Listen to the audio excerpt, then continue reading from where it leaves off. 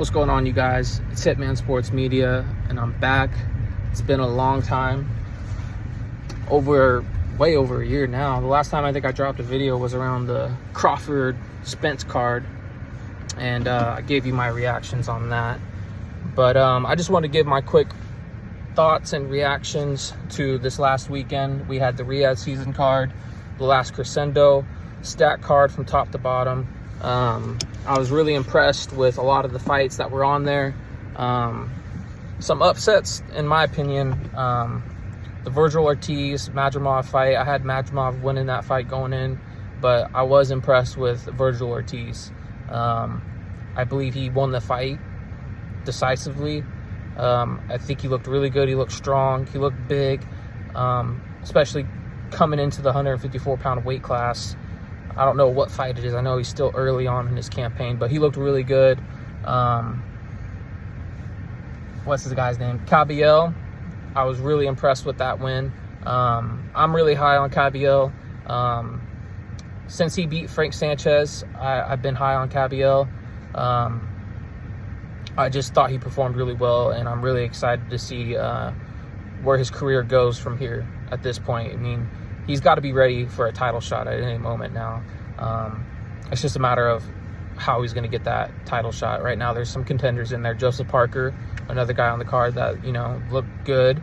I'm not 100% sold on Parker. I got to give him props, though, because he's been in the game for a long time, and he's proven that he's on elite level. So I believe he deserves a title shot, and he did have that title shot with Dubois, but unfortunately Dubois got sick.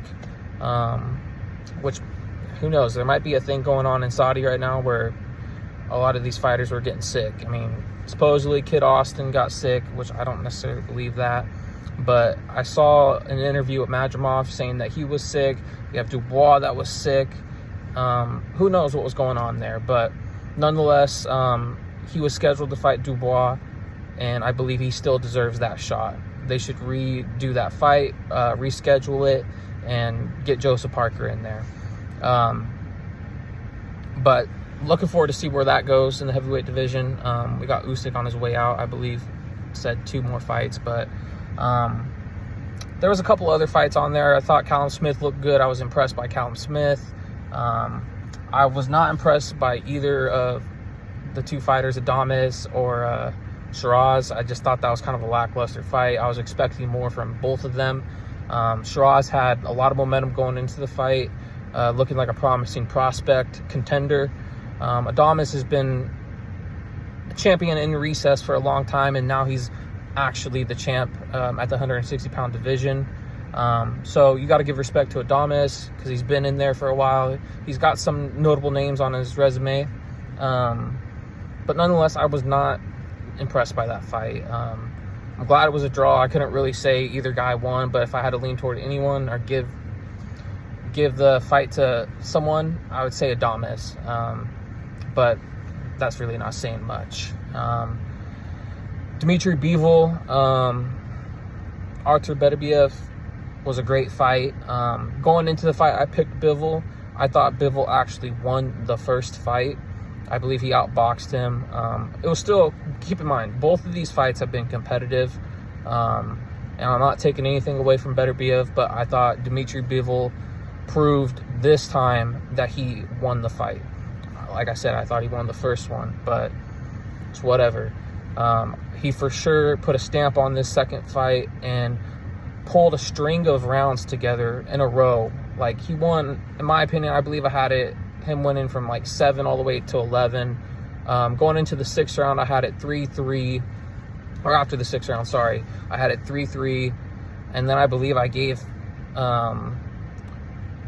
7 through 11 to Bivol as well. So, I mean, what is that? I don't even know. But I think I had it eventually ended up at 8-4, but I thought Bivol looked really good in there. Going into the third fight, I'm not sure. I think with Artur Beterbiev's age right now, him being 40 and coming off 2 back-to-back tough fights against Bivol, these aren't like long-awaited fights. Like, they were pretty quick turnarounds. So I think if going into the third fight, a lot would depend on the timing on when they put that fight together.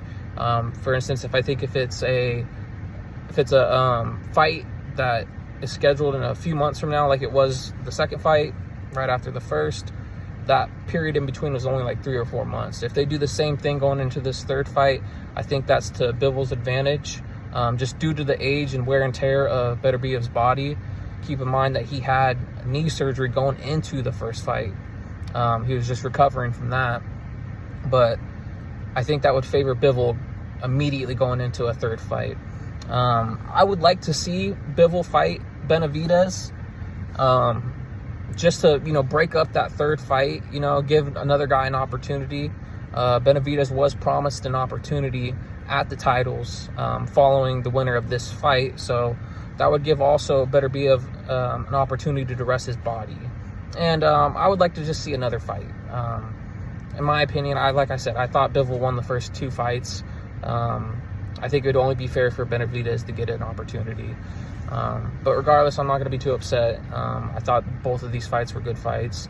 But one thing I wanted to touch on, also, we didn't mention the Shakur Stevenson Padley fight. I thought Shakur looked really good. Considering that, Padley came in on 3 or 4 day notice, I was impressed. I was impressed by Padley. You got to give him respect. The dude left his job to come fight Shakur Stevenson, the champ, at the lightweight division. And he lasted 9 rounds. You got to give him props no matter what. Going into the fight, I guess he had a notable win over Chamberlain, and he came in with an undefeated record.